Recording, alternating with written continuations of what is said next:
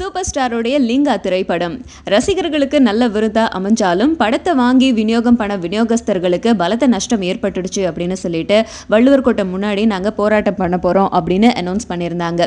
இந்த விஷயத்தை கேள்விப்பட்ட நடிகர் சங்க தலைவர் பொதுச் செயலாளர் சரத்குமாரும் ராதா ரவியும் என்ன சொல்லியிருக்காங்க அப்படின்னா ஒரு ஸ்டேட்மெண்ட் கொடுத்துருக்காங்க. அந்த ஸ்டேட்மெண்ட்டில் ஒரு நடிகர் அவங்களுடைய உழைப்பெல்லாம் கொடுத்து ஒரு படத்துக்காக உழைக்கிறாங்க.